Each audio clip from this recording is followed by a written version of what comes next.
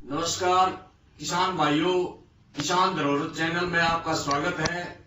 जैसा कि हमने कंपोनेंट्स पढ़े थे, एक में उसमें प्रोड्यूसर था, दूसरे उसमें जो है प्राथमिक उपभोक्ता थे। आज हम डिस्कस करेंगे, हमारी वार्ता का विषय रहेगा किसान मित्र कीट।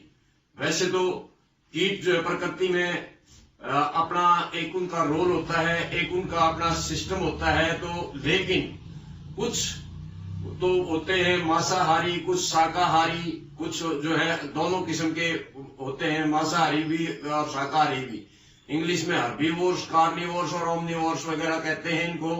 तो आज का हमारा जो मुख्य वार्ता का विषय रहेगा वो द्वितीय उपभोक्ता है हमारे कृषि वातावरण चक्र के, जो कि किसान की भाषा में हम मित्र कीट कहते हैं। और मित्र कीट शत्रु कीटों पर अपना जीवन निर्वाह करते हैं। उनमें से एक मकड़ी मित्र कीट है। उसका हम प्रयोग के आधार पर जो हमने किसान खेत पर प्रयोग किए हैं, उन प्रयोगों का मैं रिजल्ट आप लोगों को बताऊंगा और उसको आप अपने खेत पर भी कर सकते हैं। उसका प्रयोग करके आप अपना उसका बेनिफिट उठा सकते हैं, उसका फायदा उठा सकते हैं। वो ही आप लोगों को असली मायने में साइंस को खेत तक पहुंचाएगा। तो ऐसे एक्सपेरिमेंट के माध्यम से मैं ये चीजें आपको क्लियर करूंगा, किस तरह से हमें आज नई तकनीक की जरूरत है। नई तकनीक के साथ साथ हमें पुरानी तकनीक और हमारे प्राकृतिक जो तरीके दिए हुए हैं प्रकृति ने, उनसे दूर भागने की बजाय उनको साथ लेकर खेती को एक हमने जो घाटे का सौदा हो चुकी है उसको फायदे में बदलने के लिए ये तरकीब अपनानी होंगी। तो देखिए मैं आप लोगों को एक्सपेरिमेंट हो। जैसे मकड़ी के बारे में मैं जिक्र करता हूं आपको आज। मकड़ी एक ऐसा मित्र कीट है जो दूसरे कीटों से कैसे भिन्न है। मकड़ी एक किसान का मित्र कीट है, उसको मैं प्रूव करके बताऊंगा, आपको सिद्ध करके बताऊंगा इस छोटे से प्रयोग के माध्यम से। जैसे मकड़ी के मैं बताता हूं आपको, दूसरे कीटों में 3 जोड़ी टांगे होती हैं, तो मकड़ी की 4 जोड़ी टांगे पाई जाती हैं।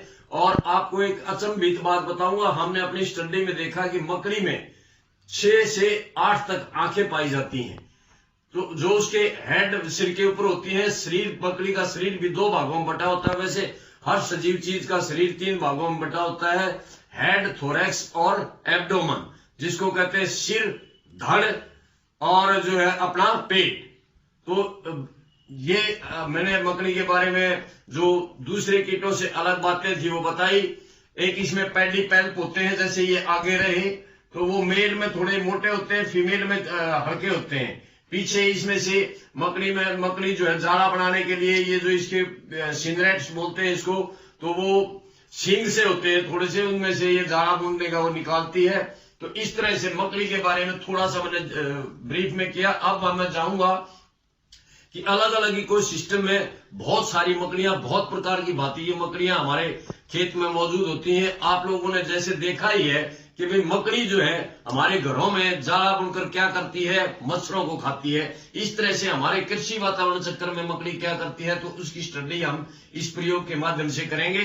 देखना, 1 स्क्वायर मीटर और 1 स्क्वायर मीटर और 1 स्क्वायर मीटर, एक खेत में हमें 3 जगह, चाहे बाजरे का हो, चाहे कॉटन का हो, चाहे गन्ने का हो, चाहे वो गेहूं का खेत हो, उसमें जाकर हम अलग अलग ग्रुप में स्टडी करेंगे। तो एक इकोसिस्टम में गए, सपोज करो हम बाड़ी के खेत में गए, कॉटन के खेत में गए, तो कॉटन के खेत में हमने जो है 1 स्क्वायर मीटर में 5 मकड़ी मिली, दूसरे स्क्वायर मीटर में 7 मकड़ी मिली, तीसरे स्क्वायर मीटर में 13 मिली। क्यों मिली ऐसे?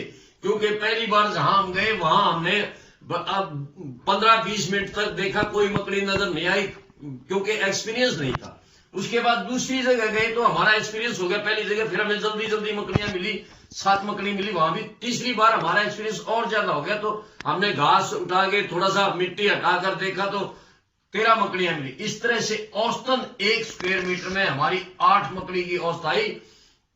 तो 1 स्क्वायर मीटर में 8 मकड़ी, तो एक अक्सर करके हम जो लगभग 4000 स्क्वायर मीटर होते हैं 1 एकड़ में, तो 8 से उसको गुणा कर दिया, 32,000 के लगभग मकड़ी उस खेत में मौजूद थी। उन मकड़ियों को हमने तेले के बच्चे को दिया, तेले की पत्ती पर छोड़कर मकड़ी को एक वायल में रख लिया और उनको तेला खाने के लिए दिया, जिससे सफेद मक्खी और मच्छर, क्योंकि मकड़ी भी बहुत भांति की होती है। जैसे मैं आपको बताऊं, मकड़ी जो है और क्रैप और स्पाइडर होती है, और भाई लाइनेक्स होती है, और क्रैब भी होती है, और जंपिंग स्पाइडर होती है, कुछ जाड़ा बुनने वाली होती है, कुछ बड़े गैर जाड़ा बुनने वाली होती हैं। तो ये बहुत प्रकार की, बहुत भांति की, बहुत ही वैरायटियों की मकड़ियां जो हमारे इकोसिस्टम में, विभिन्न प्रकार के इकोसिस्टमों में मौजूद हैं।